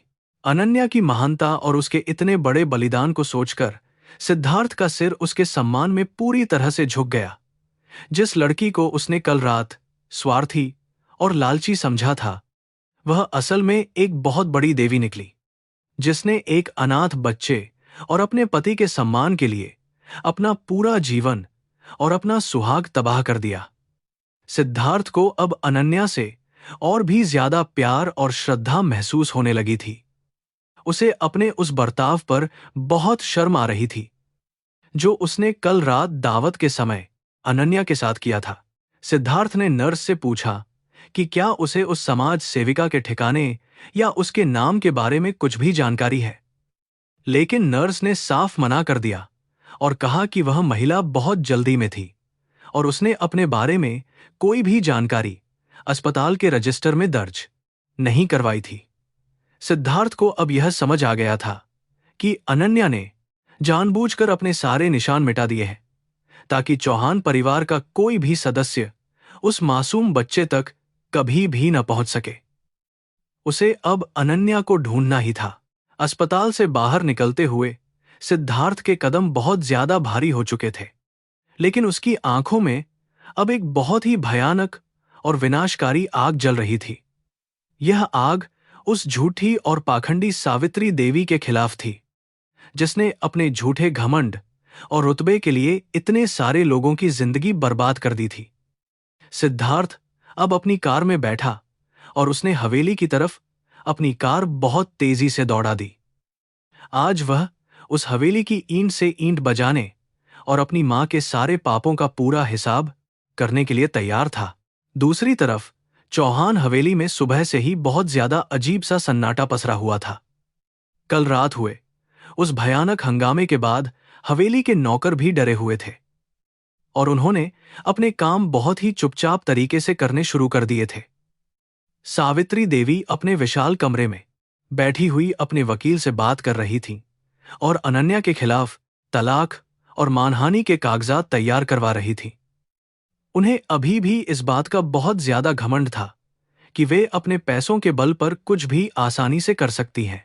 तभी सिद्धार्थ बहुत ही तेज कदमों से चलता हुआ हवेली के अंदर दाखिल हुआ। उसके चेहरे पर जो भयानक गुस्सा और नफरत थी, उसे देखकर नौकरों की सिट्टी पिट्टी गुम हो गई। उसने किसी की परवाह किए बिना सीधे सावित्री देवी के कमरे का दरवाजा बहुत जोर से खोल दिया। दरवाजे के इस तरह जोर से टकराने की आवाज सुनकर सावित्री देवी बुरी तरह से चौंक गईं और उन्होंने अपने वकील को तुरंत वहां से बाहर जाने का इशारा किया। सिद्धार्थ अब अपनी सगी मां के बिल्कुल सामने खड़ा होकर उन्हें बहुत ही खूंखार नजरों से घूर रहा था। सावित्री देवी ने अपना घमंड दिखाते हुए सिद्धार्थ से कहा कि वह इतनी जोर से दरवाजा क्यों पीट रहा है और क्या वह उस लालची लड़की को भूलकर अपनी जिंदगी में आगे नहीं बढ़ सकता। सावित्री देवी के इन शब्दों को सुनकर सिद्धार्थ के सब्र का बांध पूरी तरह से टूट गया।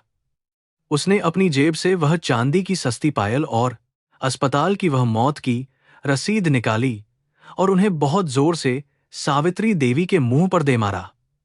पायल और रसीद देखकर सावित्री देवी का रंग पल भर में ही बिल्कुल सफेद पड़ गया। सिद्धार्थ ने बहुत ही जोर से चिल्लाते हुए अपनी मां से कहा कि उनके सभी काले कारनामों का सच अब पूरी तरह से सामने आ चुका है। उसने कहा कि उनका यह झूठा रुतबा और यह अपार पैसा किसी मासूम की जान लेने का लाइसेंस नहीं है। सिद्धार्थ की तेज और गूंजती हुई आवाज से पूरी हवेली के कांच के झूमर तक कांपने लगे थे। सावित्री देवी अब बुरी तरह से घबरा गई थीं और उन्हें कुछ भी समझ नहीं आ रहा था कि वे अपने बचाव में क्या कहें। उनका सारा गुरूर अब टूट रहा था। सिद्धार्थ ने रोते हुए अपनी मां से पूछा कि उन्होंने ऐसा भयानक पाप क्यों किया और उस बेकसूर नंदिनी की जान क्यों ली। उसने कहा कि अगर उन्हें नंदिनी पसंद नहीं थी तो वे उसे सीधा बता सकती थी, लेकिन उसे झूठी कहानी सुनाकर उस गरीब लड़की को मरने के लिए सड़कों पर कैसे छोड़ दिया। सावित्री देवी ने अब अपना बचाव करते हुए कहा कि उन्होंने यह सब चौहान परिवार की महान इज्जत और सिद्धार्थ के बेहतर भविष्य के लिए ही किया था। यह सुनकर सिद्धार्थ को उन पर बहुत ही ज्यादा शर्म और घिन आने लगी। सिद्धार्थ ने सावित्री देवी की ओर उंगली उठाते हुए बहुत ही स्पष्ट शब्दों में कह दिया कि जो इज्जत किसी निर्दोष लड़की के खून से सराबोर हो, वह इज्जत नहीं बल्कि एक बहुत बड़ा कलंक और भयानक श्राप होता है। उसने अपनी मां को यह भी बताया कि नंदिनी ने मरने से पहले उसके बच्चे को जन्म दिया है, जो अब इस चौहान परिवार का असली वारिस है। सावित्री देवी यह सुनकर पूरी तरह से स्तब्ध रह गईं। उन्हें यह यकीन ही नहीं हो रहा था कि जिस अछूत खून को उन्होंने मिटाना चाहा, वह आज भी जिंदा है। सिद्धार्थ ने अपनी मां से कहा कि अनन्या ने इस परिवार की दौलत के लालच में आकर तलाक नहीं मांगा था, बल्कि उसने यह सब उस मासूम बच्चे की जान बचाने और इस हवेली की सच्चाई उजागर करने के लिए किया था। सिद्धार्थ के ये शब्द सावित्री देवी के लिए किसी मौत के फरमान से कम नहीं थे। उनका वह विशाल घमंड, उनका वह झूठा सम्मान और उनकी वह सदियों पुरानी सत्ता आज उनके ही सगे बेटे के सामने पूरी तरह से धूल में मिल गई थी। वे अब बिना किसी शब्द के बस पत्थर की तरह खड़ी थीं। सिद्धार्थ ने अंत में एक बहुत ही कड़ा फैसला सुनाते हुए अपनी मां से कहा कि वह आज और अभी इस खूनी हवेली को हमेशा के लिए छोड़कर जा रहा है। उसने कहा कि वह अपनी सारी संपत्ति, अपना सारा व्यापार और चौहान परिवार का यह झूठा नाम इसी हवेली में छोड़कर जा रहा है। वह अब केवल अपनी पत्नी अनन्या और अपने उस अनाथ बच्चे को ढूंढने जा रहा है और कभी वापस लौटकर इस पापी घर की चौखट पर अपना कदम नहीं रखेगा। यह कहकर सिद्धार्थ तेजी से उस कमरे से बाहर निकल गया। सावित्री देवी चीखती हुई सिद्धार्थ के पीछे भागी और उसे रोकने की बहुत कोशिश की, लेकिन सिद्धार्थ ने एक बार भी पीछे मुड़कर नहीं देखा। हवेली के नौकर बस यह सारा भयानक तमाशा चुपचाप देख रहे थे। सिद्धार्थ बिना किसी सामान के बस खाली हाथ उस विशाल हवेली के मुख्य दरवाजे से बाहर निकल गया। उसने अपनी कार की चाबी भी वहीं फेंक दी और पैदल ही शहर की उस अनजान भीड़ में अपनी पत्नी और अपने मासूम बच्चे को ढूंढने के लिए निकल पड़ा। यह न्याय और सच्चे कर्म की एक बहुत बड़ी और शानदार जीत थी। सिद्धार्थ हवेली से बाहर निकलकर वाराणसी की भीड़-भाड़ वाली सड़कों पर पागलों की तरह भटकने लगा। उसके पास न तो अपनी कार थी और न ही चौहान परिवार का कोई रसूख। उसके दिल में केवल अनन्या और अपने उस अनाथ बच्चे को खोजने की एक तीव्र तड़प थी। उसने शहर के कई अनाथालयों और गैर सरकारी संस्थाओं के चक्कर काटे। हर जगह जाकर वह उस दयालु समाज सेविका और एक कमजोर नवजात बच्चे के बारे में पूछता रहा, लेकिन घंटों की इस कड़ी मेहनत के बाद भी उसे कहीं से कोई सुराग या जानकारी नहीं मिल पा रही थी। दिन धीरे धीरे ढलने लगा था और आसमान में सूरज की लालिमा छा गई थी। सिद्धार्थ के पैरों में छाले पड़ गए थे, लेकिन उसने हार नहीं मानी। तभी उसे एक पुरानी चाय की दुकान पर बैठे एक बुजुर्ग व्यक्ति ने राधिका के एनजीओ के बारे में बताया, जो महिलाओं और बच्चों की मदद के लिए जाना जाता था। सिद्धार्थ बिना एक भी पल बर्बाद किए उस पते की तरफ दौड़ पड़ा। उसके दिल की धड़कनें बहुत तेज हो गई थीं। उसे पूरी उम्मीद थी कि उसकी अनन्या और उसका बच्चा उसे यहीं पर मिलेंगे और वह उनसे माफी मांगेगा। जब सिद्धार्थ राधिका के उस छोटे से आश्रम के बाहर पहुंचा, तो उसने देखा कि अंदर आंगन में कुछ महिलाएं काम कर रही थीं। सिद्धार्थ धीरे से अंदर दाखिल हुआ और उसकी नजरें किसी को बहुत ही बेसब्री से तलाश रही थीं। तभी उसकी नजर एक पेड़ के नीचे बैठी अनन्या पर पड़ी। वह एक बहुत ही साधारण सी सूती साड़ी में थी और उसकी गोद में वह छोटा सा बच्चा खेल रहा था। अनन्या के चेहरे पर एक ऐसी अलौकिक शांति और चमक थी जो सिद्धार्थ ने चौहान हवेली के उन महंगे गहनों के बीच भी कभी नहीं देखी थी। सिद्धार्थ के पैरों से जैसे जान निकल गई और वह वहीं जमीन पर घुटनों के बल बैठ गया। उसकी आंखों से आंसुओं की एक तेज धारा बहने लगी। सिद्धार्थ को रोता हुआ देखकर अनन्या ने अपना सिर उठाया। उसकी आंखों में सिद्धार्थ के लिए कोई नफरत या गुस्सा नहीं था, बल्कि एक अजीब सी करुणा थी। सिद्धार्थ बहुत ही भारी कदमों से रेंगता हुआ अनन्या के पास गया और उसने उसके दोनों पैर कसकर पकड़ लिए। वह बच्चों की तरह फूट फूट कर रोने लगा और अपनी मां के उन भयानक पापों के लिए अनन्या से माफी मांगने लगा। सिद्धार्थ ने रोते हुए अनन्या से कहा कि वह उसकी महानता और उसके बलिदान को कभी नहीं भूल सकता। उसने बताया कि कैसे उसने हवेली में अपनी मां सावित्री देवी के सारे पापों का पर्दाफाश कर दिया है और उस खूनी घर को हमेशा के लिए छोड़ दिया है। सिद्धार्थ ने हाथ जोड़कर अनन्या से मिन्नतें कीं कि वह उसके जीवन में वापस लौट आए। उसने वादा किया कि वह इस मासूम बच्चे कर्म को अपना नाम देगा और वे तीनों मिलकर एक नई और बहुत ही खुशहाल दुनिया बसाएंगे, जहां कोई झूठ या घमंड नहीं होगा। अनन्या ने बहुत ही शांति से सिद्धार्थ के आंसू पोंछे और उसे अपने सामने उठाया। उसने सिद्धार्थ के हाथों में उस नन्हे बच्चे को बहुत ही प्यार से सौंप दिया। बच्चा अपने पिता की गोद में आते ही मुस्कुराने लगा। अनन्या ने एक बहुत ही दर्द भरी लेकिन शांत मुस्कान के साथ सिद्धार्थ की तरफ देखा। उसने कहा कि यह बच्चा तुम्हारा है और तुम्हारा ही खून है। नंदिनी ने अपनी जान देकर इस बच्चे को बचाया है। अब यह तुम्हारी जिम्मेदारी है कि तुम इसे एक अच्छा इंसान बनाओ और अपनी मां के पापों का प्रायश्चित करो। सिद्धार्थ को लगा कि अनन्या ने उसे माफ कर दिया है और वह उसके साथ चलने के लिए तैयार है। लेकिन अनन्या के अगले शब्दों ने सिद्धार्थ के दिल को पूरी तरह से तोड़ दिया। अनन्या ने बहुत ही स्पष्ट आवाज में कहा कि वह सिद्धार्थ के साथ कभी वापस नहीं जा सकती। उसने कहा कि उनके बीच जो विश्वास और प्यार का पवित्र बंधन था, वह सावित्री देवी के भयानक झूठ और एक मासूम लड़की की मौत के नीचे दबकर हमेशा के लिए दम तोड़ चुका है। वह अब उस अतीत के साथ अपनी नई जिंदगी नहीं जी सकती। अनन्या ने सिद्धार्थ को कर्म और धर्म के उस महान सिद्धांत के बारे में याद दिलाया जिसे वह हमेशा से मानती आई थी। उसने कहा कि अगर वह सिद्धार्थ के साथ अपना घर बसाती है तो उसे हमेशा नंदिनी की वह दर्दनाक मौत और उसकी आखिरी सांसें याद आती रहेंगी। किसी और औरत के सुहाग और उसकी चिता की राख पर महल बनाना उसके सिद्धांतों के बिल्कुल खिलाफ है।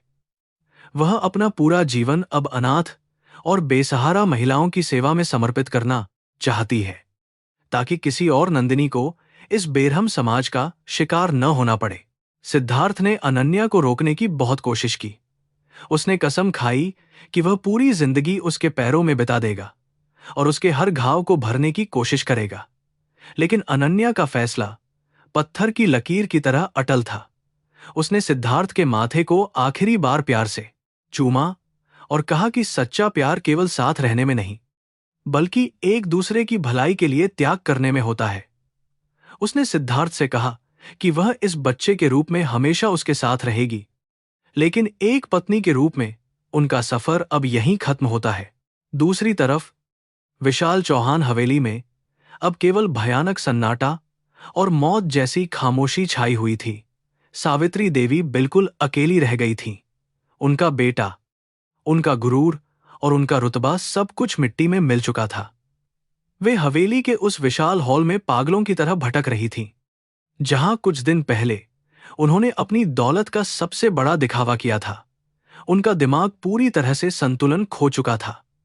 वे दीवारों से बातें करती थीं और हर तरफ उन्हें नंदिनी का वह डरावना चेहरा खून से सना हुआ नजर आता था, जो उनका न्याय मांग रहा था। सावित्री देवी को अब अपने किए गए हर एक पाप और उस भयानक कर्म की बहुत भारी सजा मिल रही थी। उनके पास अपार दौलत तो थी, लेकिन उस दौलत को भोगने वाला या उन्हें एक घूंट पानी पिलाने वाला कोई भी अपना इंसान उनके पास नहीं बचा था।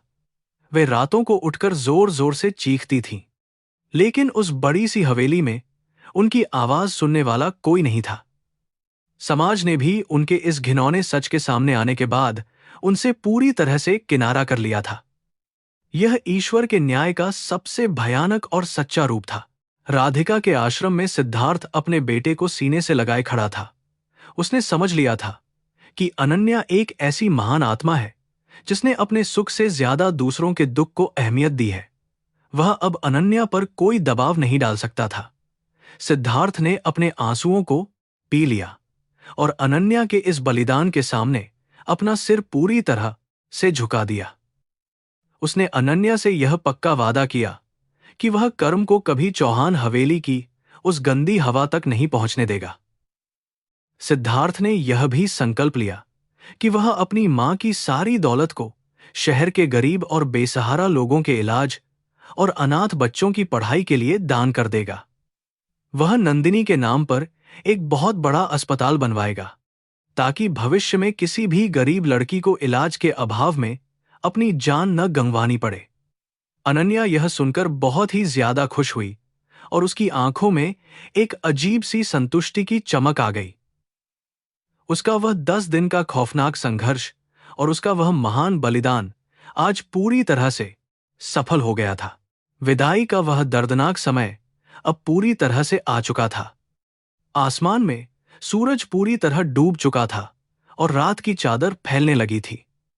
अनन्या ने आखिरी बार उस छोटे से बच्चे कर्म के माथे को चूमा और सिद्धार्थ को अपना आशीर्वाद दिया। उसने मुड़कर राधिका के आश्रम के अंदर की तरफ अपने कदम बढ़ा दिए। सिद्धार्थ वहीं खड़ा अपनी नम आंखों से उस देवी को दूर जाते हुए देख रहा था। अनन्या के जाने के बाद वहां केवल एक बहुत ही गहरी शांति और हवा में गूंजती हुई पवित्र लहरों की आवाज थी। यह कहानी सिर्फ एक शादी के टूटने की नहीं थी, बल्कि यह कर्म, धर्म और सर्वोच्च बलिदान की एक अमर गाथा बन गई थी।